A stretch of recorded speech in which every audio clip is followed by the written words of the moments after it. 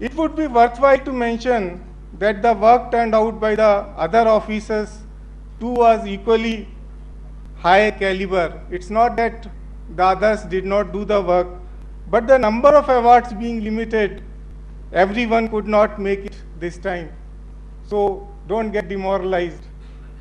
Without losing heart, they should continue to do the good work. Let us start our journey when this Telangana was formed. In more ways than one, formation of Telangana was a historic event.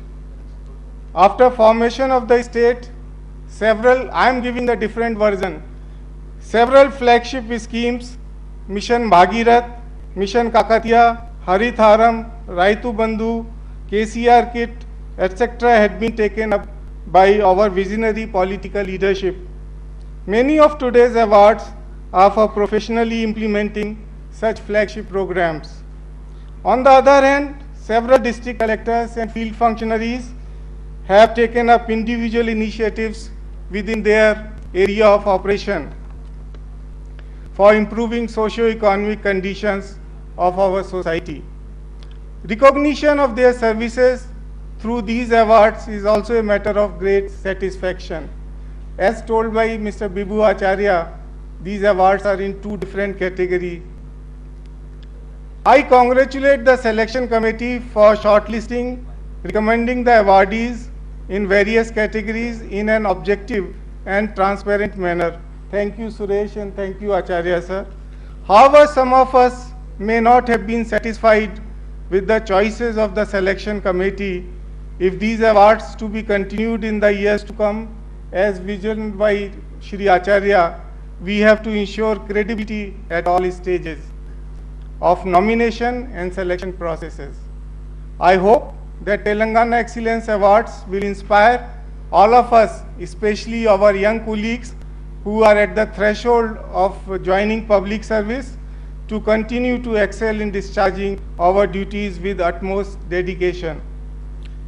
Let us now spend a couple of minutes on discussing characteristics of result-oriented administration, that is the need of hour.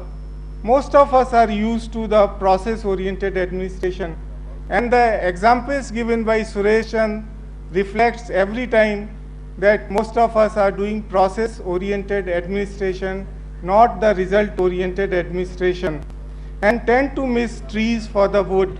In fact, both result and process-oriented administrations are not mutually exclusive. As we know that any deviation from processes is fraught with danger, so we have to follow the processes. But what processes? It is therefore important to go in for a complete business process re-engineering. That is important, and who will do? We have to do it. So I request all of you, whatever work, whichever assignment we are seized with it, grappling with it, we should do the process re-engineering in order to simplify and make things transparent. In other words, it is simplifying the processes and performing the tasks within the given time frame. This, of course, requires complete overhauling of our manuals, codes, service and conduct rules, etc. Sooner we do it, would be better for the system.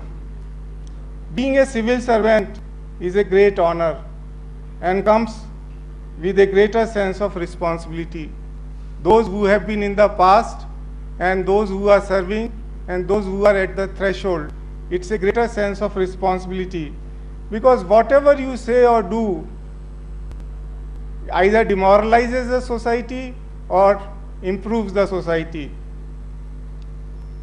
It is a matter of great concern that after 7.5 decades of independence, civil services are at the crossroads and passing through a critical phase to remain relevant in the system.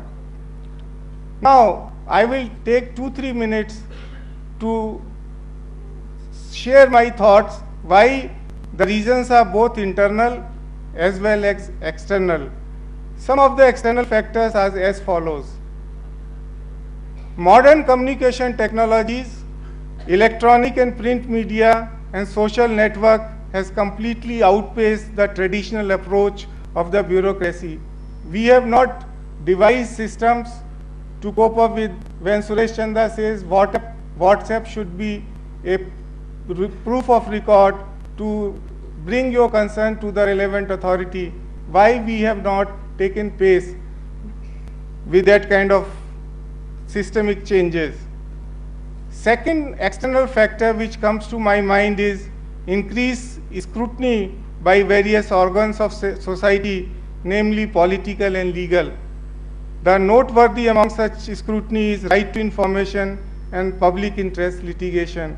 And those of us who are in the field know that very often they double up as personal interest litigation and seeking information for other than the stated purposes.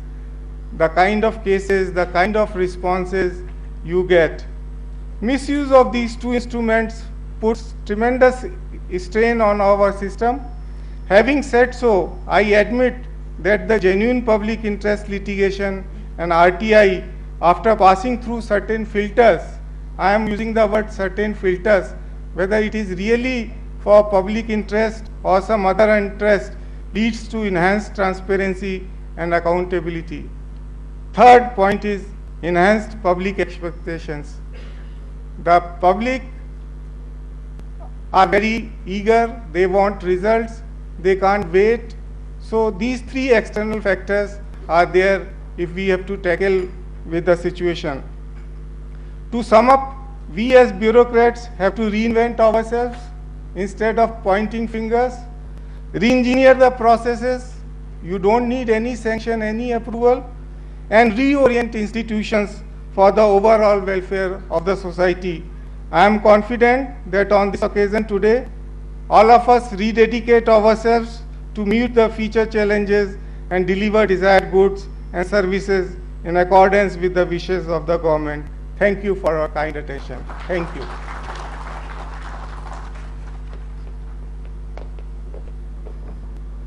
Number of performers, limited number of awards. Yes. Thank you, Dr. S.K. Joshi, IAS. Now may I call upon Honorable Minister IT, Shri K.T. Ramarao, to kindly address the gathering. So can we have the honor, please?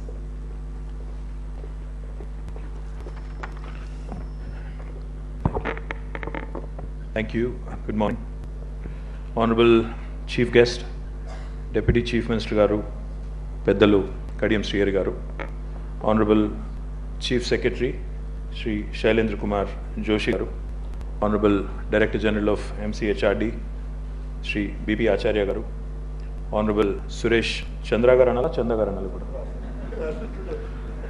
we have, I think you've given us a lot of reasons to call you Chandra today, sir. So we'll stick to Suresh Chandra today, because I think you've shed a lot of light on governance and your experience and a lot of very interesting insights as well. Thank you very much for that. And to the distinguished gathering, I see some former Chief Secretaries. I believe there are 3 former Chief Secretaries, Chakrapani Garu, P.V. Rao Garu, and who else is here? I'm sorry, my bad, sir. Swaminathan Garu. And then a lot of senior officers, Special Chief Secretaries, Secretaries, Collectors, a lot of civil servants in service, some retired, and then also all the ladies and gentlemen who are now participating in the foundation course, and to my friends from the media. When Shalini Mishra ji called us, thank you, madam, for calling us, had invited us for this occasion. We sincerely, at least I sincerely hope that this would be a learning occasion for me, interactions with many of you, interactions with especially the seniors who've spent decades in government, serving the people, serving the state, serving the country. Because very often, in our own limited gamut, in our own limited capacities, we have a certain vision of the state, of the people, of the government, of governance. But I think it's extremely important for us to understand each other, because fact of the matter is, ministers, chief ministers, legislators, even prime minister for that matter in this country is elected for a very limited tenure. So we get reviewed every so often. We get reviewed every 5 years. If people like us, they can elect us back. If people do not like us, many former prime ministers, many chief ministers have faced the wrath of people, have been shown the door, and we've been witnessing what is happening in Karnataka over the last few days. I don't need to expand on what happens if people don't like you. Our jobs are not permanent, let me put it that way. No legislator in this country, even if he is the prime minister, can take it for granted that his position is permanent. There are no permanent legislators in this country. Nobody is chosen beyond 5 years. There is a permanent house, Rajya Sabha, which is whose permanency, of course, is not because of its members, but because of the process that is built around it. Whereas in the case of bureaucrats, I mean, whatever I say, please take it with a pinch of salt, because I purely say it from my perspective, from whatever limited understanding of things I have. So you don't have to completely, take it at face value, let me put it that way. In my limited understanding of things, bureaucracy today does not have such a predicament. You have your ACRs, you have your transfers, you have your postings, you have your preferred jobs versus not so preferred jobs, etc. And there is obviously a lot of disillusionment, resentment, sometimes dissatisfaction because of certain decisions taken, because you might believe that there is no subjectivity to the decisions, etc. Fact of the matter is, again, the perceived notion is that the political class, the political setup has all the power in democracy. The reality is, in the last 4 years I've realized, it is definitely shared. I don't think any minister, any chief minister can work or can actually move a lot of things at the speed at which we want to, of course, unless bureaucracy completely endorses and supports us. Now you also have to get a political perspective from another angle. A lot of times you may feel that we are rushing you into taking decisions. A lot of times you may feel the pressure of a minister calling you over and over, or of a minister pushing you in WhatsApp messages, asking you to get certain things done by a certain date. You have to understand the reason why. The reason why is because every government in India is elected for 5 years. Now the first year typically, I've said this before and I'll continue to say it for a while, because we don't have, unfortunately, like you gentlemen sitting there and you ladies sitting there, we don't have a foundation course when we join, when we join government. So the first year typically goes in understanding the nature of the job. For example, when I became a legislator in 2009, I was not sure as to what, they gave me a manual, of course. As soon as I walked into the assembly, they gave me a manual and a bunch of other things which I never read.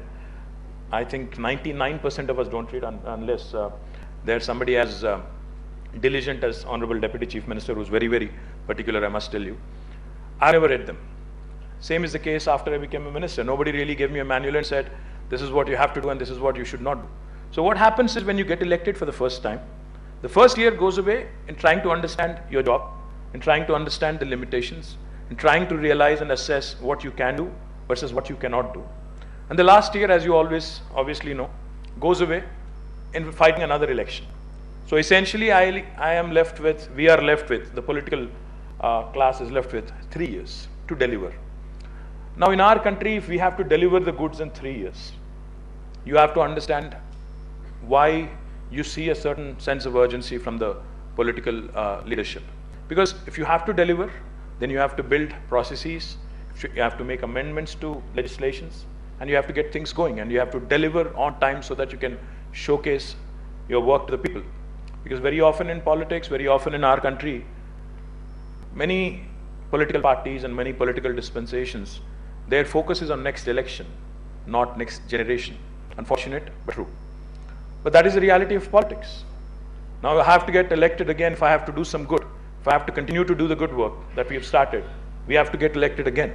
So therefore you will see a lot of requests coming in, therefore you will see a lot of pressure being built up, therefore you will see a lot of deadlines being imposed, a lot of accountability being sought, which I think in my mind is not unfair.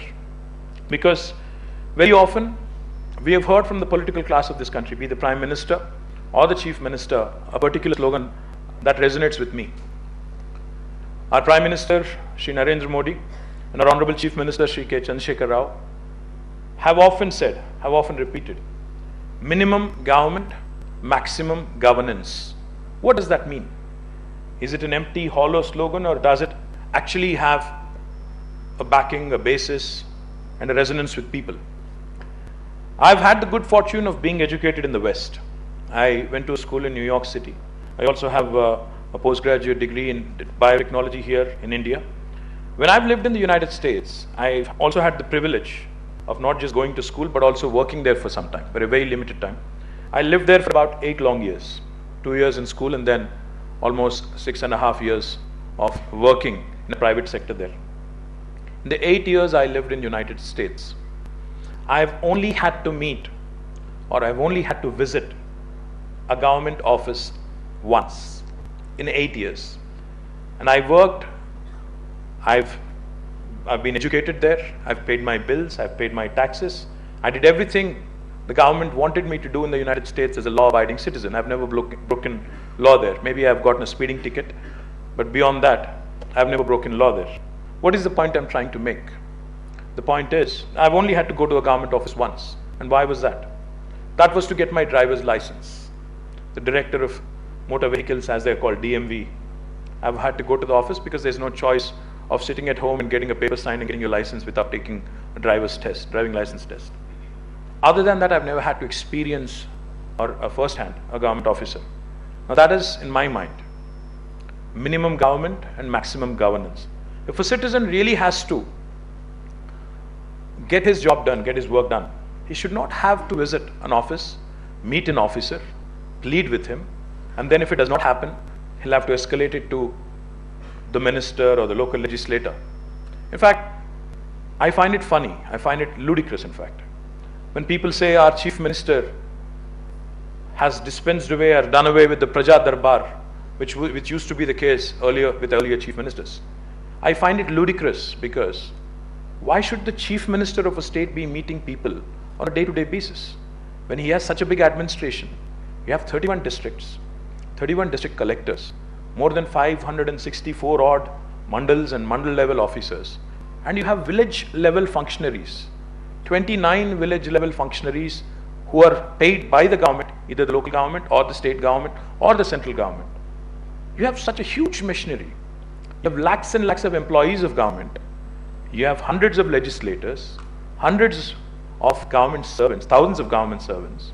Why should the man who's running the state, who should be focused on the big picture, to get a chief minister's relief fund, to get the basics met, then there is something seriously wrong with your administration.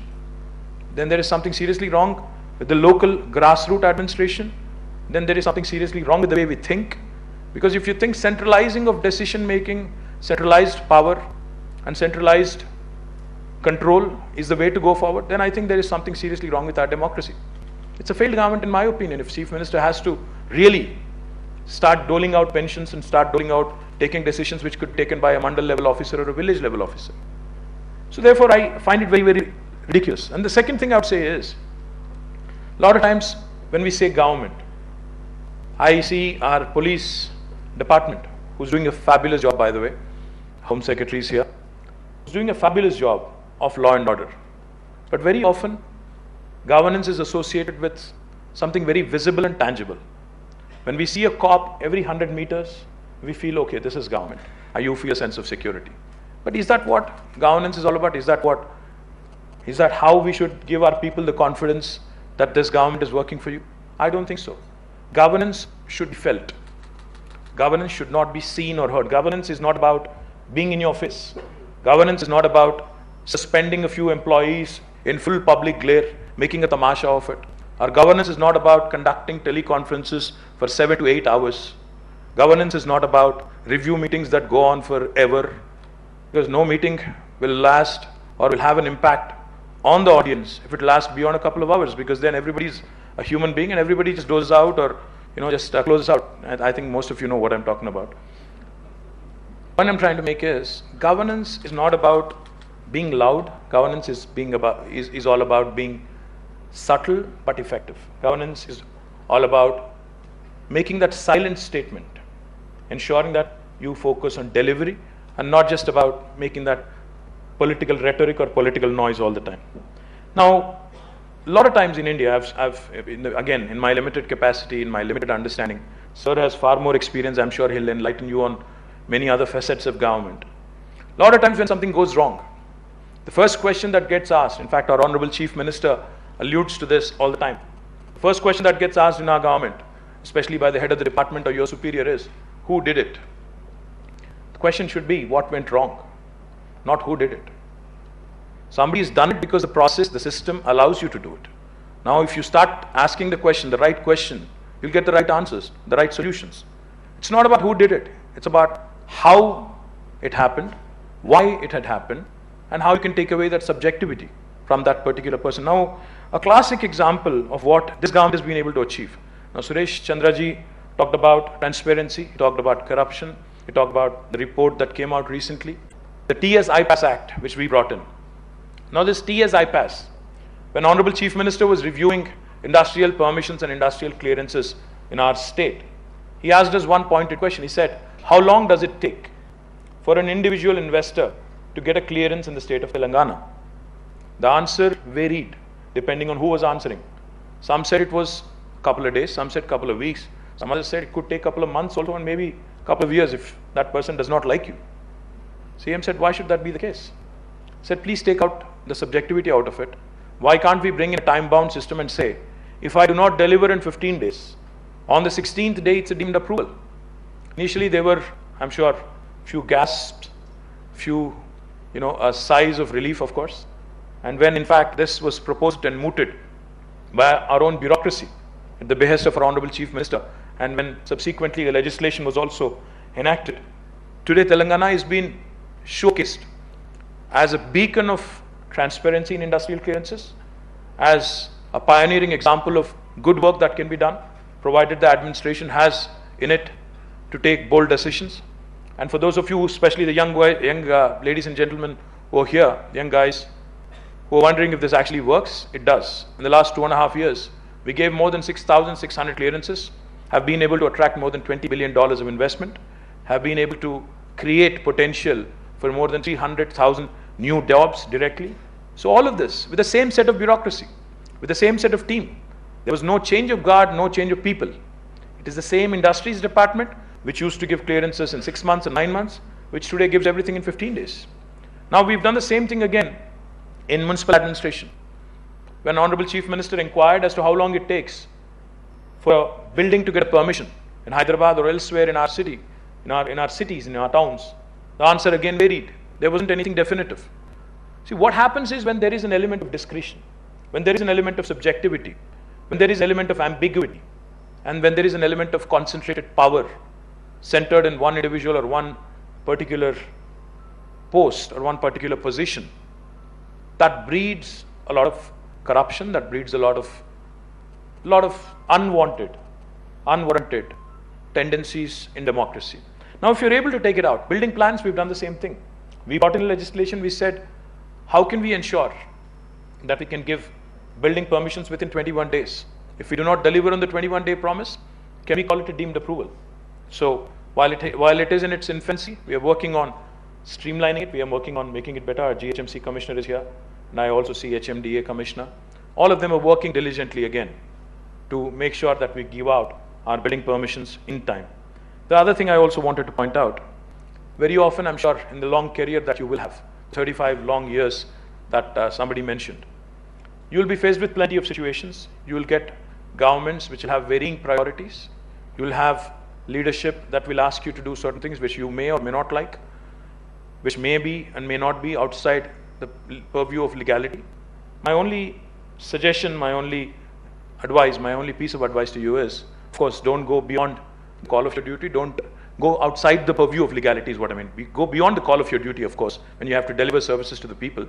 But don't go outside of the purview of legality. But within your limited domain, I can tell you some officers, even after they've relegated their positions, are very, very fondly recollected by the people if they have done good work. I can tell you stories about some collectors and some municipal commissioners who've done stellar work, who are fondly recollected in some of the locations I visit. For example, Shalini Mishra is still talked about in Warangal. A lot of people still fondly recollect the kind of work she's done there. I kept asking people there as to what she's done. They said, Madam Unnapudu roadlu widen chesaru, junctions chesaru. So some good work that gets done, no matter whether the then government recognizes you or not, I think what matters at the end of the day, while you'll not get voted in or voted out based on that, of course, I think what matters is what people think, whether people will appreciate you or not. I think that's important even for a bureaucrat, not just for a politician, to get that appreciation, to get that vote of confidence from the people that you serve. But within your limited capacity, I'm sure you can make a very strong impact.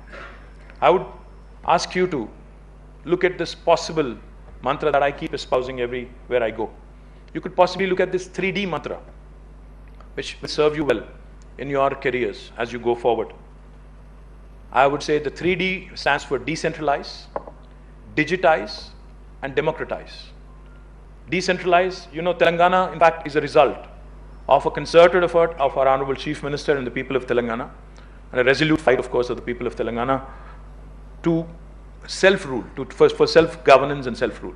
Now, after Telangana has been created, we've also taken the decentralization theme very seriously.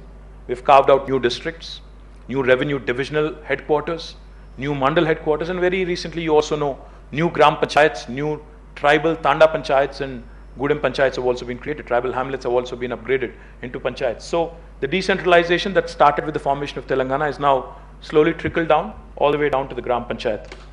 Now, if you are in your limited role also able to decentralize a bit, also able to not wanting to hold on to all the power that you have also, but delegate it to your subordinates and ensure that you actually give them the mandate and trust them to deliver.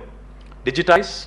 I think digitization and usage of technology is extremely important. I can give you one example of a collector that has done very well, again, when I was a legislator in Karimnagar. Now, we've had a situation where our collector then, and subsequent collectors also, it was a simple intervention. What had happened was, typical complaints from people about doctors not showing up at PHCs. Now, all that had to be done was institution of or introduction of surveillance cameras in PHCs. I know Suresh ji has done surveillance cameras. I think he has a surveillance camera right on top of his head actually, in his own office. If I remember correctly, the last posting that where he was in government, he had a surveillance camera right on top of his head. Point is, if a collector just goes online randomly, ad hoc, and takes a roll call of the employees that are supposed to be present, of the doctors that are supposed to be present, that will bring about a sense of alertness, sense of being on your toes, sense of impermanence, because when you start taking the roll call and saying, okay, where are you and where are you supposed to be, that will bring about a lot of change, and you will see an institutional improvements. And the third thing I would say, democratize. What do I mean democratize? Let me give you this perspective. While we like it or not, in a democracy, when I say the power is shared between the political class and bureaucracy, I mean it. Unless you recognize it, unless you appreciate it. You may not like a particular legislator. You may not like a particular minister, a particular municipal chairman, a particular sarpanch or a ZPTC or an MPP. That should not matter. In a democracy, in a shared power distribution model, your individual likes, your individual affinities, your individual preferences should not and shall not matter. If they do, then you are not doing your job rightly. Because no matter whether you like it or not, you like him or her or not, people have chosen. When people have chosen, we have no right but to accept people's mandate and respect it. So my request to you is, please focus on this 3D mantra, the decentralize, digitize, and democratize. Now let me just quickly come to the last thought I wanted to share with you. Very often in government, we keep hearing about ease of doing business. You know how Telangana, for the second year in a row, is number one on the ease of doing business index among all Indian states within India. We feel very proud of it. But if you think about it, how many people actually come to invest in a country or in a state? I would say a few thousands maybe. But in a country where our population is 1.3 billion, what should matter, especially to the bureaucracy, especially to somebody who's going to be in service for another 30, 35 years, whose focus and whose core theme should be, if you ask me, on ease of doing governance, not ease of doing business. Because ease of doing governance, like I have alluded to earlier in my speech, should be about making sure the people feel confident about your administration. It's not about being in your face. It's about ensuring that citizens feel confident that when they apply for something, they are going to get a time-bound answer. Accountability, transparency in how their request is being met with, rational responses, and also I would say, I'll go to the extent of saying, ensuring that deadlines are met with utmost sincerity. If you're able to do this, we don't have to really publish charters. We don't really have to say a citizen's charter, 15 days this, 7 days that, not to build pressure on you, but I think if you're able to do that without really having to go into the details of how many days, which service should be delivered, we'll be able to do a lot of good things. The last thought I thought I'll share with you is no individual sitting in this room or elsewhere or anywhere in the world, be it your Prime Minister or Chief Minister or me or anybody, no individual in the world or institution for that matter is a repository of wisdom. Nobody knows everything. My request to you is don't be ashamed of seeking opinion from lateral thinkers. Bring in experts of subject. If you do not know finance, I don't understand finance. Let me confess. I keep seeking our counsel of Ramakrishna Rao very often, not just to, as Sureshji pointed out, not just to make sure that money is released for my district and my department, but also sometimes I seek his counsel to understand what budgeting is all about, what all these FRBM rules are, what these guarantees are, etc., etc. Nobody knows everything. None of us sitting in this room. Even the former chief secretaries, I can tell you with a lot of confidence, in spite of all the years they've spent in government, I don't think they can claim to know the government completely well. Completely, as in like 100%. They know better than us, of course. What I'm trying to make is, please don't be ashamed of asking for counsel. Please don't be ashamed of seeking guidance. Like how MBBS, the masters of bachelors and bachelors of surgery, I think it is, Yogita should tell us. Today we need specialists. MBBS is a doctor, of course, but then if you have to get, your heart treated, you need a cardiologist. If you have to get something else treated, you need, a diabetologist. You have specialists of every hue and shade. Similarly, in government, an IAS officer or a Group 1 officer, while you are the most coveted and most respected people in Indian administration, you do not know all. And if you think you do know, then you are seriously living in a paradise which is not real. My request to you is, I think, let's encourage lateral entries into administration. Let's not, hold on to our forts, and let's not live under this misconception that we know it all. And the last point I'd make, I compliment MCHRD on introducing Telangana Excellence Awards. As we all know, pursuit of excellence is incessant. It is not a one-day thing. It's not just about getting one award. I don't want my collector Krishna Bhaskar to be complacent because he's gotten an award, because I think he has to win many more awards next year and many after that. And same is the case with all of you. If you just get complacent once you get one award, and like Acharya ji was saying, all of you have to dream to be here, to take that award, which is all good. But if you are getting complacent right after that, then I think the story ends right there. So my appeal to you all is, it is easy in service, it is easy in service and also in politics to get very cynical, to get disillusioned very quickly, because you will face a lot of rough weather, trust me. But it's extremely important to stay focused, because this is, without a question, without any iota of doubt in my mind, the most coveted job in the country, the most coveted position, the Indian Administrative Service, and all of you civil servants here. So I wish you all good luck in your constant endeavor and constant pursuit of excellence. Thank you very much.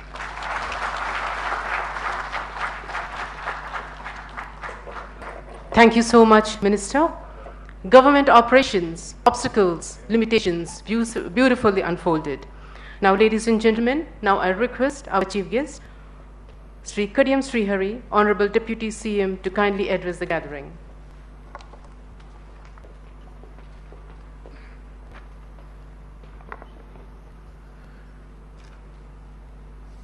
MCR HRD ఆధ్వర్యంలో Telangana excellence awards ఇస్తున్న సందర్భంగా ఏర్పాటు చేసిన ఈ సమావేశంలో పాల్గొంటున్న సహచర మంత్రివర్గ సభ్యులు, ఉత్సాహవంతులు, యువకులు, కేటీ రామారావు గారు, తెలంగాణ రాష్ట్ర చీఫ్ సెక్రటరీ గౌరవనీయులు డాక్టర్ ఎస్కే జోషి గారు, MCR HRD డైరెక్టర్ జనరల్ గౌరవనీయులు బిపి ఆచార్య గారు, స్పెషల్ చీఫ్ సెక్రటరీ గౌరవనీయులు సురేష్ చంద్ర గారు, షాలిని మిశ్రా గారు,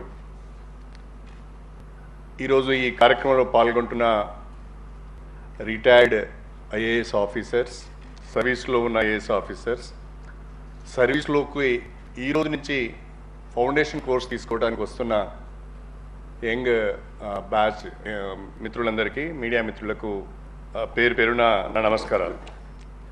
వేదిక పైన ఉన్న నలుగురిలో ఒక ఆయనేమో అమెరికాలో చదువుకున్నాడు, మిగతా ముగ్గురేమో ఇండియన్ అడ్మినిస్ట్రేటివ్ సర్వీస్ పాస్ అయి సివిల్ సర్వెంట్స్గా ఉన్నారు. కాబట్టి వాళ్ళు ఆంగ్లంలో చాలా ధారాళంగా మాట్లాడారు. నేను గ్రామీణ ప్రాంతం నుంచి వచ్చాను, జిల్లా పరిషత్ హై స్కూల్లో చదువుకున్నాను, కాబట్టి తెలుగులో మాట్లాడుతున్నాను. మీరందరూ కూడా నా తెలుగును భరించాలి. ముందుగా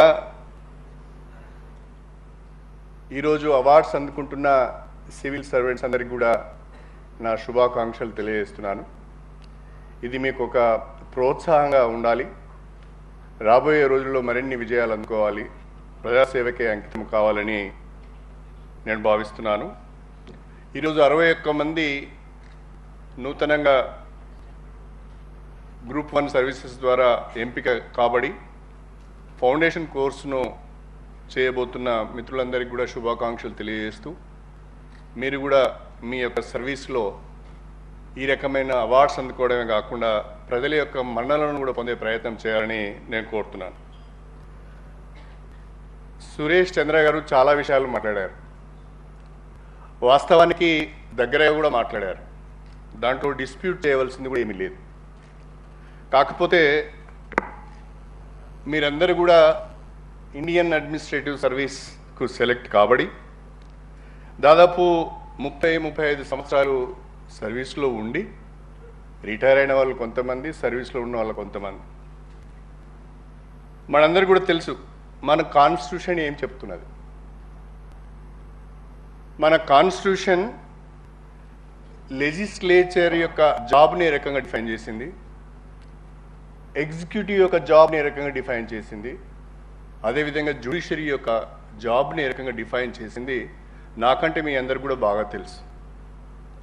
కాకపోతే ప్రజల్లో పొలిటికల్ సిస్టమ్ మీద నమ్మకం సన్నగిలింది, ఎగ్జిక్యూటివ్ పెర్ఫార్మెన్స్ మీద నమ్మకం సన్నగిలింది, జ్యుడిషియరీ యొక్క తీర్పులపైన కూడా నమ్మకం సన్నగిలింది. అంటే మన ఈ 3 వ్యవస్థలు కూడా ప్రజల యొక్క నమ్మకాన్ని కోల్పోయినాయి. లేకుంటే ఎంతైతే విశ్వాసాన్ని మనం ప్రజలకు కల్పించాలనో అంత విశ్వాసాన్ని మనం కల్పించలేకపోతున్నాం అనేది నా అభిప్రాయం. అలాంటి సిచ్యువేషన్లో ఇంకా మనం ఏం చేస్తున్నామంటే ఎగ్జిక్యూటివ్ పొలిటికల్ సిస్టమ్ను డ్యామేజ్ చేయడానికి ప్రయత్నం చేయడం, లేకుంటే పొలిటికల్ సిస్టము జ్యుడిషియరీని డ్యామేజ్ చేసే ప్రయత్నం చేయడం, ఒకరిని ఒకరు విమర్శించుకొని ఒకరిపైన ఒకరు నెపం నెట్టి తప్పించుకునే ప్రయత్నం చేస్తున్నాం. But we are forgetting one thing, we are all part of the system. మనందరం కూడా ఈ సిస్టంలో భాగస్వాములం అనే విషయాన్ని మర్చిపోవద్దు.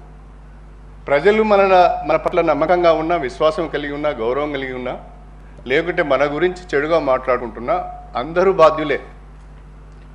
పొలిటికల్ సిస్టమ్ బాధ్యత వహించవలసి వస్తుంది, ఎగ్జిక్యూటివ్ బాధ్యత వహించవలసి వస్తుంది, జ్యుడిషియరీ సిస్టమ్ కూడా బాధ్యత వహించవలసి వస్తుంది.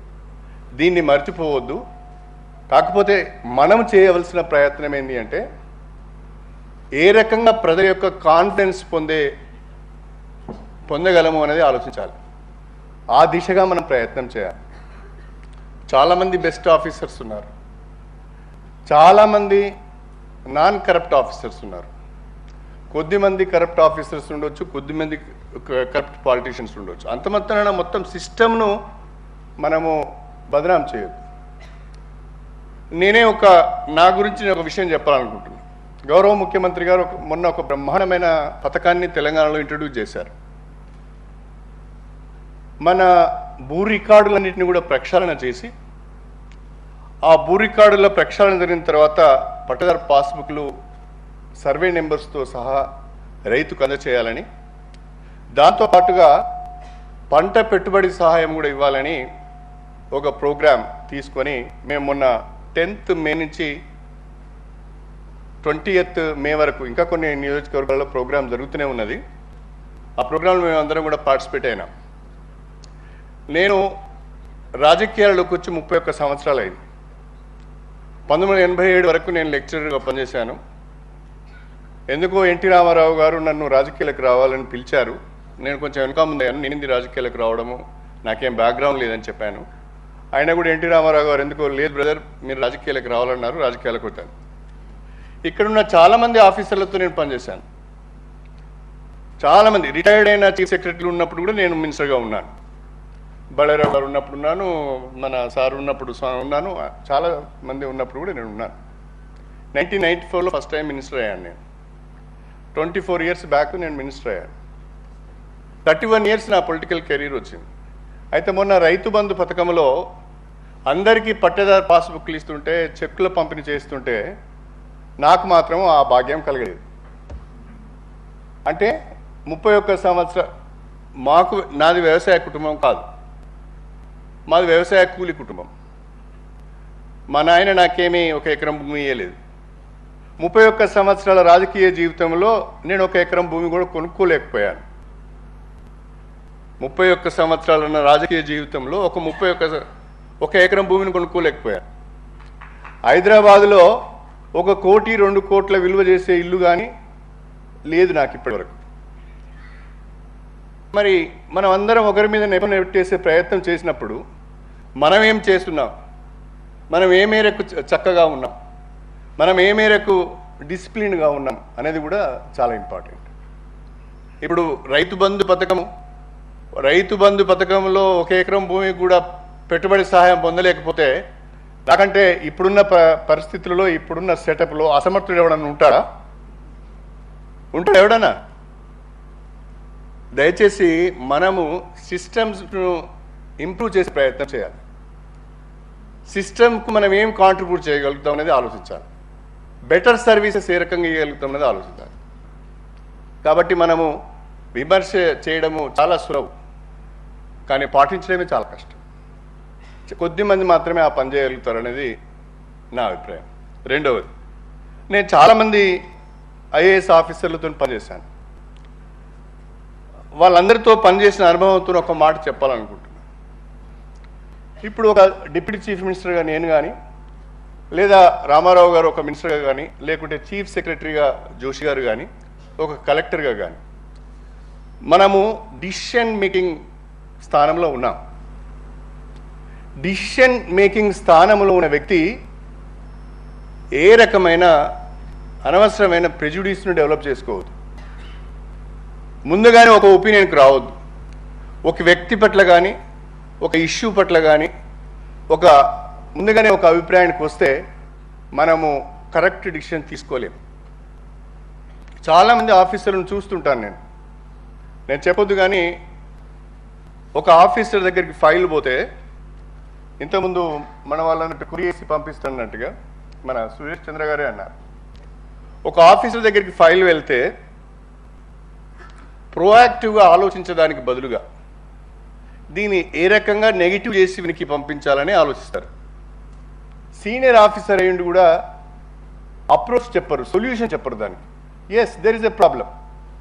For every problem there is a solution. ఆ సొల్యూషన్ ఏంటి, దానికి ఉండే అప్రోచ్ ఏంటి అనేది చేయరు. దాన్ని ఇంకా జటిలం చేసే ప్రయత్నం చేస్తారు, కాంప్లికేట్ చేసే ప్రయత్నం చేస్తారు. ఒక ఫైల్కు ఒక 6 రకాలైన క్వరీస్ వేస్తారు. నేను ఫైనల్గా ఒకసారి నా బిజినెస్ రూల్స్ చూశాను. నేను అసలు ఏంది ఈ సెక్రటరీలు ఇన్ని రకాల క్వరీస్ ఎందుకు వేస్తున్నారు, who is the final authority, ఎవరు డిసిషన్ తీసుకోవాలని ఆలోచన చేశాను. నేను చూశాను బిజినెస్ రూల్స్లో ఏముంది అని. చూసిన తర్వాత నేను ఎక్కడ సెక్రటరీలతో మాట్లాడినా ఒకే మాట చెప్తాను. ఏ కలెక్టర్తో మాట్లాడినా, ఏ సెక్రటరీతో నా దగ్గర పనిచేసే అవకాశం వచ్చా ఒక మాట చెప్తాను. నేను, మీరు ఏం రాస్తారో రాయండి, ఫైల్ 4 రోజులు మీ దగ్గర పెట్టుకోకండి. 4 రోజుల వరకు కూడా నువ్వు ఆలోచన చేయలేకపోతే 1 గంట నా దగ్గరికి రండి, మనం మాట్లాడదాం. 4 రోజులు ఫైల్ కూడా పెట్టుకొని ఏం చేయాలనో ఫైల్ అర్థం కావడం లేదని మీరు ఆలోచన చేయకండి. మీ నామ్స్ ప్రకారం, మీ రూల్స్ ప్రకారం, మీ గైడ్ లైన్స్ ప్రకారం, బిజినెస్ రూల్స్ ప్రకారం ఏముంటుందో అది రాయండి. I will take a decision because I'm the minister. I will take a final decision because minister has to take a final decision, not the secretary. కాబట్టి మీరు రాసిన దగ్గర పంపించండి, మీరు ఏం రాస్తారో రాయండి, మీ ఇష్టం వచ్చింది రాయండి. రాస్తే నేను దాన్ని స్టడీ చేసి నేను నా ఎండార్స్మెంట్ చేస్తాను, నేను డిసిషన్ తీసుకుంటాను. ఒకవేళ we differ, again the file will go to chief minister and he will take a final decision. అంతే తప్ప నెలల తరబడి ఫైల్ పెట్టుకుంటాం. ఒక్కొక్క సెక్రటరీ దగ్గర 100 ఫైళ్ళు ఉంటాయి. ఎందుకుంటాయో నాకు అర్థం కాదు. నా పేషీలో 24 గంటల కంటే ఎక్కువ ఫైల్ ఉండదు.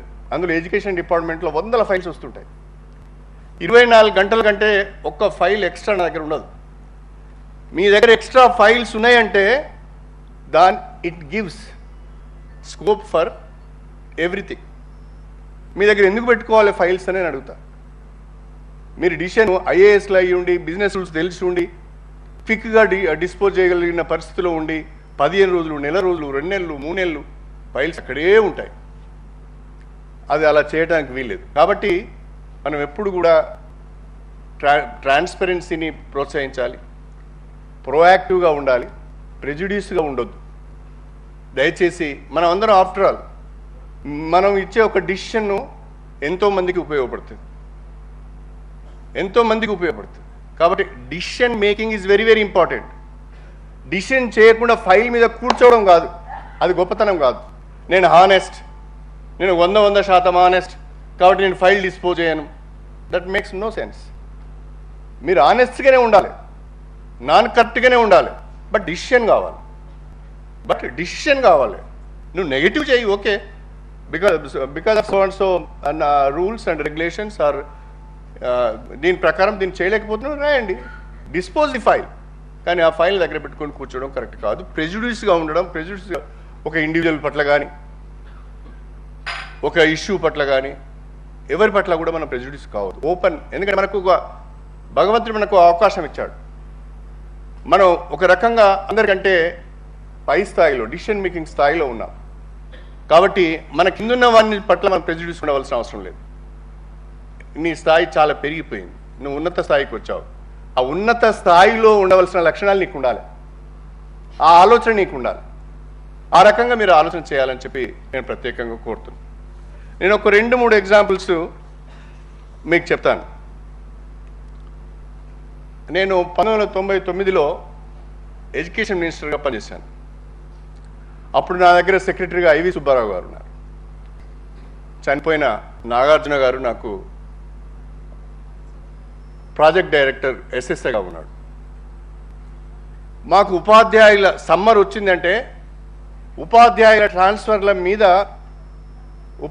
ట్రాన్స్ఫర్ల కొరకు తీవ్రమైన ఒత్తిడి ఉండేది మా మీద. అందరూ మంత్రులు, ఎమ్మెల్యేలు, ఎంపీలు, ఉపాధ్యాయ సంఘాలు ప్రతి ఒక్కరు కూడా తీవ్రమైన ఒత్తిడి తీసుకువచ్చి అసలు మమ్మల్ని పని చేసుకుని ఇచ్చేవాళ్ళు కాదు. ఒకరోజు మేము ముగ్గురమే కూర్చున్నాం, నేను, ఐవి సుబ్బారావు గారు, నాగార్జున గారు. ఏంటి దీనికి ఏమీ వేరే మార్గం లేదా? బహుశా మీరందరూ కూడా దాంట్లో కొంతమంది ఉండి ఉంటారు. దీనికి ఏం మార్గం లేదా, దీనికి ఏం ఆలోచన లేదా, మనం ఈ రకమైన ప్రెషర్ తట్టుకోవాల్సిందేనా, బదనాం కావాల్సిందేనా, ఆరోపణలు ఎదుర్కోవాల్సిందేనా, దీనికి ఏం మార్గం లేదా అని ఒకరోజు ఆలోచిస్తే నాగార్జున గారు చెప్పారు, లేదు sir, there is a way for it. ఏం చేద్దాం సార్? ఏం లేదు, మనము better introduce counselling system for transfers అన్నాడు. పొలిటికల్ సిస్టమ్ ఒప్పుకుంటారా, ఎమ్మెల్యేలు ఒప్పుకుంటారా, ఎంపీలు ఒప్పుకుంటారా, మంత్రులు ఒప్పుకుంటారా అని నాకు అనుమానం వచ్చింది. అందరు నా మీద పడతారా? ఒప్పుకుంటారా అంటే, మరి ఒప్పుకుంటారా అంటే ధైర్యం చేయాలి సార్, రిస్క్ తీసుకోవాలి, మనం దీన్ని అవాయిడ్ చేయాలంటే we should go for counselling అన్నాడు. దేనికైనా మంచిది, మరి సీఎం గారికి చెప్పాలి, మనం డిసిషన్ తీసుకోలేం అని చెప్పి మేము అప్పుడు చంద్రబాబు నాయుడు దగ్గర పోయినాం. ముగ్గురం పోయినాం, నేను, మా సుబ్బారావు గారు, నాగార్జున గారు, ముగ్గురం కలిసి వెళ్ళి సార్, మా డిపార్ట్మెంట్లో ఈ రకమైన ప్రాబ్లం ఉన్నది, తీవ్రమైన ఒత్తిడిని ఎదుర్కొంటున్నాం, ఎవరిని సాటిస్ఫై చేయలేకపోతున్నాం, మేము కౌన్సిలింగ్ సిస్టమ్ చేయాలనుకుంటున్నాం, ఆ కౌన్సిలింగ్ సిస్టమ్ కూడా గైడ్లైన్స్ తయారు చేయాలనుకుంటున్నాం, కాబట్టి మీరు మాకు పర్మిషన్ ఇవ్వాలి, మిగతా డిపార్ట్మెంట్స్కి ఇవ్వకుండా మా ఎడ్యుకేషన్ డిపార్ట్మెంట్కి పర్మిషన్ ఇవ్వాలని నేను అడిగాను. ఆయన ఆలోచించి వెంటనే అన్నాడు, మీరు కనుక కౌన్సిలింగ్ చేయగలిగితే I'm the first person to support you అన్నాడు. ఎందుకంటే ఆయన మీద కూడా తీవ్రమైన ఒత్తిడి ఉన్నది. వెంటనే అన్నాడు. అన్న తర్వాత అప్పుడు మేము డిఎస్సి కూడా కండక్ట్ చేశాం. కొత్తగా సెలెక్ట్ అయిన క్యాండిడేట్లకు పోస్టింగ్ ఇచ్చే కాడ కూడా పెద్ద పైరవి. వాడికి వరంగల్ హెడ్ క్వార్టరే కావాలి, హైదరాబాద్ హెడ్ క్వార్టరే కావాలి, అర్బన్ ఏరియాలనే పోస్టింగ్లు కావాలి, పక్కకు పోడు. దీన్ని ఎట్లా చేయాలనేది కూడా వచ్చినప్పుడు ఈవెన్ అపాయింట్మెంట్స్ కూడా కౌన్సిలింగ్ పెడదామని చెప్పి మేము 1999-2000 సంవత్సరంలో టీచర్స్ రిక్రూట్మెంట్కు, అపాయింట్మెంట్స్కు, టీచర్స్ ట్రాన్స్ఫర్స్కు కౌన్సిలింగ్ సిస్టమ్ను తీసుకొచ్చాం. ఇప్పటికీ దాదాపుగా 17-18 సంవత్సరాలు అయింది. ఇప్పుడు ఎవరైనా కౌన్సిలింగ్ను తీసేసే ప్రయత్నం చేయగలుగుతారా? అది ఎంత ట్రాన్స్పరెంట్గా పనిచేస్తున్నది? అంటే ఒక చిన్న ఆలోచన ఇవాళ మాకు తలనొప్పి లేకుండా చేసింది, ప్రభుత్వానికి తలనొప్పి లేకుండా చేసింది. నేను ఎడ్యుకేషన్ మినిస్టర్ అయిన తర్వాత గౌరవ ముఖ్యమంత్రి గారు, నేను ఎంపీగా ఎన్నికై ఢిల్లీ వెళ్ళాను. ముఖ్యమంత్రి గారు, మీకు కొంత పరిపాలన అనుభవం ఉన్నది, మీరు కొత్త రాష్ట్రంలో మీ సేవలు అవసరం ఉన్నాయి, మీరు రావాలని చెప్పి నన్ను తీసుకువచ్చి ఎంతో నమ్మకంతో నాకు ఉప ముఖ్యమంత్రి పదవి ఇచ్చారు. వీడికి వచ్చిన తర్వాత నేను ఎక్కువగా జిల్లాకు వెళ్ళినా ఎక్కడికైనా వెళ్తే కేజీబీవీలను ఎక్కువ విజిట్ చేస్తుంటాను. నేను మోడల్ స్కూల్స్ కానీ కేజీబీవీలు కానీ రెసిడెన్షియల్ స్కూల్స్కి ఎక్కువ వెళ్తుంటాను. నేను ఫీల్డ్ విజిట్స్కి వెళ్తుంటాను. అక్కడ నేరుగా పిల్లలతో మాట్లాడుతుంటాను. నేను కేజీబీవీలకు వెళ్ళినప్పుడు కేజీబీవీలో ఉండే పిల్లలు ఎవరు అంటే ఆర్ఫన్స్, సింగిల్ పేరెంట్ ఉన్న పిల్లలు, పేద కుటుంబాల నుంచి వచ్చిన పిల్లలు, ఏ రకమైన ఆధారం లేని కుటుంబాల నుంచి వచ్చిన పిల్లలే కేజీబీవీలలో ఎక్కువ ఉంటారు. కస్తూర్బా గాంధీ బాలికా విద్యాలయాస్. అక్కడికి వెళ్తే ఆడపిల్లలను చూస్తే చాలామంది మోర్ దెన్ 50% ఎనిమిక్గా కనిపిస్తారు. డాక్టర్ కావాల్సిన అవసరం, ఇట్లా చూడంగానే తెలిసిపోతుంది ఈ పిల్లలు ఎనిమిక్ ఉన్నారని. ఎనిమిక్గా ఉంటారు. వాళ్లకు ఏజ్కి తగ్గట్టుగా ఫిజికల్ గ్రోత్ ఉండదు. ఫేస్ అంతా ఎల్లో ఇష్గా ఉంటుంది, ఎనిమిక్గా ఉంటుంది. ఈ చేతులు చూస్తే తెల్లగా ఉంటాయి, ఎక్కడ కూడా బ్లడ్ కనిపించదు చేతులలో. ఆ సిచ్యువేషన్ చూశాను నేను. రెండవది, చాలామంది కేజీబీవీలో చదువుతున్న పిల్లలు అనేక రకాలైన మెన్స్ట్రుయల్ ప్రాబ్లమ్స్ను కూడా ఫేస్ చేస్తున్నారు. అడలసెంట్ గర్ల్స్ అందరు కూడా, అంటే మనకు 6వ తరగతి నుంచి 10వ తరగతి వరకే కేజీబీవీలు ఉన్నాయి. అంత అడలసెంట్ గర్ల్స్ ఉంటారు. ఆ పిల్లలకు చాలా విషయాలపైన అవగాహన ఉండదు, చెప్పేవాళ్ళు ఉండరు, బయటికి చెప్పుకోవడానికి సిగ్గుపడుతూ ఉంటారు. ఈ పరిస్థితిలో నేను మా స్పెషల్ చీఫ్ సెక్రటరీ మిస్సెస్ ఆచార్య గారు, నేను కొంతమంది డైటీషియన్స్ను, డాక్టర్స్, గైనకాలజిస్టులను కూడా పిలుచుకుని ఒక మీటింగ్ పెట్టుకున్నాం. మేము మీటింగ్ పెట్టుకుని వాళ్ళందరితో కూడా మాట్లాడాం. కేజీబీవీలలో పిల్లల పరిస్థితి ఈ రకంగా ఉన్నది. ఒక 1.5 year బ్యాక్ ముచ్చట. కేజీబీవీలలో పిల్లల పరిస్థితి ఈ రకంగా ఉంది, ఏం చేయమంటారంటే వాళ్ళు ఏమన్నారంటే, మీ కేజీబీవీలనే కాదు, మొత్తము ఆ అడల్సెంట్ గర్ల్స్, ఆ ఏజ్ గ్రూప్లో ఉన్న పిల్లలు చాలామంది కూడా పౌష్టికాహారం లేక, ఇంటి దగ్గర సరైన తిండి తినక, ఇక్కడికి వచ్చినా కూడా సరైన ఆహారం దొరకక వాళ్ళు ఫిజికల్గా గ్రోత్ ఉండడం లేదు. తర్వాత చాలామంది మెన్స్ట్రుయల్ ప్రాబ్లమ్స్తోనే బాధపడుతున్నారు, ఎవరికి చెప్పుకోరు సరిగా. దాదాపు ఒక వారం రోజుల దాకా స్కూల్కు రారు, పాఠాలన్నీ స్కిప్ అవుతుంటారు అని చెప్పినప్పుడు ఏం చేస్తే బాగుంటుందంటే వాళ్ళకు సజెషన్ ఇచ్చింది. They have design A menu. ఈ మెనును కనుక మీరు రెసిడెన్షియల్ స్కూల్స్లలో, మోడల్ స్కూల్స్లలో, కేజీబీవీల్స్లలో, హాస్టల్స్లో కనుక ఈ మెను కనుక మీరు ఇంట్రడ్యూస్ చేయగలిగితే తప్పకుండా పిల్లలలో మనం ఆశించిన గ్రోత్ ఉంటుంది, అన్ని రకాలుగా బాగుంటుందని చెప్పారు. And I'm proud to claim, ఇవాళ తెలంగాణలో భారతదేశంలో ఎక్కడ లేని ఒక చక్కటి మెనును ఇవాళ కేజీబీవీలలో, మోడల్ స్కూల్స్లలో, రెసిడెన్షియల్ స్కూల్స్లలో మేము ఇంట్రడ్యూస్ చేస్తున్నామని చెప్పి ఈ సందర్భంగా తెలియజేస్తాం. ఏ రకమైన మెను ఇస్తున్నాం? మీరందరూ కూడా మీ జిల్లాలకు వెళ్ళినప్పుడు మీరు చూడండి, ఒకసారి కేజీబీవీలకు వెళ్ళి, రెసిడెన్షియల్ స్కూల్స్కి వెళ్ళి చూడండి ఏ రకమైన మెను ఇస్తున్నాం. నెలకు 6 రోజులు నాన్ వెజిటేరియన్ ఇస్తున్నాం, 4 సార్లు చికెన్, 2 సార్లు మటన్ ఇస్తున్నాం. అందులో ఒక డైటీషియన్ చెప్పింది నాకు, సార్ మీరు పిల్లలకు ప్రతిరోజు ఒక 50 గ్రాముల గీ కూడా ఇవ్వండి, ఇస్తే పిల్లల యొక్క ఆలోచన శక్తి కానీ వాళ్ళ ఓవరాల్ గ్రోత్ కానీ బాగుంటుంది అన్నారు. నాకు కొంచెం ఆశ్చర్యమైంది, గీకి దీనికి సంబంధం ఏంది అని అడిగాను నేను. లేదు సార్, మీరు ఇచ్చి చూడండి, మీకు తప్పకుండా రిజల్ట్ కనిపిస్తాను. 6 రోజులు నెలకు 6 రోజులు నాన్ వెజిటేరియన్ ఇవ్వడమే కాకుండా వారానికి 5 రోజులు ఎగ్స్ ఇస్తూ ప్రతి డే లంచ్ టైంలో 50 గ్రాముల గీ ఈరోజు కేజీబీవీ పిల్లలకి ఇస్తున్నాం, మోడల్ స్కూల్ పిల్లలకి ఇస్తున్నాం, రెసిడెన్షియల్ స్కూల్ పిల్లలకి ఇస్తున్నాం. మన ఇళ్లలో ఉన్న పిల్లలు కూడా గీ తింటారో లేదో తెలియదు, but the poor girls in KGBVs are now taking ghee in the lunch. అంటే అదొక చిన్న ఇంటర్వెన్షనే. ఇవాళ 1 year తర్వాత మేము దాని ఇంపాక్ట్ స్టడీ చేస్తున్నాం. ఏ మేరకు దీని ఇంపాక్ట్ ఉన్నదని స్టడీ చేస్తే చాలామంది యొక్క హీమోగ్లోబిన్ లెవెల్స్ పెరిగినాయి. చాలామంది ఆడపిల్లలకు అప్పుడు 6, 7, 8 మాత్రమే ఉండేది, ఇప్పుడు 9, 10, 11 వరకు హీమోగ్లోబిన్ లెవెల్స్ పెరిగినాయి. తర్వాత అదే డాక్టర్స్ ఇంకో మాట చెప్పారు, మన రెసిడెన్షియల్ స్కూల్స్లో, మన కేజీబీవీలో, మన మోడల్ స్కూల్స్లలో, ఇదే విధంగా మన జిల్లా పరిషత్ స్కూల్స్లలో కూడా ఆడపిల్లలు, గ్రామీణ ప్రాంతాల్లో ఉండే పిల్లలు, పేద కుటుంబాల్లో ఉండే పిల్లలకు మెనిస్ట్రియల్ ప్రాబ్లమ్స్ ఉన్నాయి, వాళ్ళకు శానిటరీ నాప్కిన్స్ అందుబాటులో లేవు అని అన్నారు. మనం శానిటరీ నాప్కిన్స్ గురించి మాట్లాడడానికే సిగ్గుపడుతుంటాం. శానిటరీ నాప్కిన్స్ లేవు అని మాట్లాడితే మేము వెంటనే ఎక్సైజ్ చేసినాం. మేము ప్రతి అమ్మాయికి ఒక 100 రూపాయల నెలకు ఖర్చుల కింద ఇస్తాం, నూనెకు కానీ, పౌడర్కు కానీ, సబ్బులకు కానీ. అయితే మేము ఎక్సైజ్ చేస్తే అదే 100 రూపాయలతోనే, మేమిచ్చే ఆ 100 రూపాయలతోనే ఆ అమ్మాయికి ఆ నెలకు సరిపడే అన్ని వస్తువులను, 15 రకాలైన వస్తువులను ఇచ్చే ఒక ప్రోగ్రాం తీసుకొని జాన్సన్ అండ్ జాన్సన్ కంపెనీ వాళ్ళతో మాట్లాడి మన వాళ్ళ దగ్గర నుంచి వస్తువులు, బ్రాండెడ్ వస్తువులను కూడా సేకరించి even per girl per month 6 sanitary napkins ఇచ్చే విధంగా ఒక ప్రోగ్రామ్ డిజైన్ చేసి ఇవాళ మేము 8 లక్షల మంది ఆడపిల్లలకు తెలంగాణ రాష్ట్రంలో హెల్త్ అండ్ హైజీన్ కిట్స్ ఇస్తున్నాము, ఇంక్లూడింగ్ శానిటరీ నాప్కిన్స్ అని చెప్పి ఈ సందర్భంగా తెలియదు. దేశంలో ఎక్కడ ఈ ప్రోగ్రాం లేదు. మా హైదరాబాద్ కలెక్టర్ గారికి తెలుసు, ఆమె నిజామాబాద్లో ఉన్నప్పుడు కూడా ఈ ప్రయత్నం చేసింది. ఆమెతో కూడా నేను ఇంటరాక్ట్ అయ్యాను ఎట్లా చేయాలని. అంటే మనము బెటర్ సర్వీస్ ఇవ్వాలనుకున్నప్పుడు మనకు ఆ ఓపెన్ మైండ్ కూడా ఉండాలి, సహాయం చేద్దామనే ఆలోచన ఉండాలి. మన ఇంట్లో నుంచే ఏదో ఇస్తున్నట్టు, మన జేబుల నుంచే పైసలు తీసి ఇస్తున్నట్టు ఫీల్ అవుతా ఉంటాం అందరం. ఎందుకు అంటున్నా, నీ డబ్బులు కావి, ప్రజల డబ్బులు ఇవి. ప్రజల డబ్బులను ప్రజలకు ఉపయోగించు, బెటర్ సర్వీసెస్ ఇవ్వడానికి ఉపయోగించాలి తప్ప మనం ఏదో దానికి అయ్యో ఏదో అయిపోతుంది అంటే అట్లా అనుకుంటూ కూర్చుంటే మనం ఏం చేయలేం. సో అంతెందుకండి, ఇవాళ తెలంగాణ రాష్ట్రం వచ్చింది.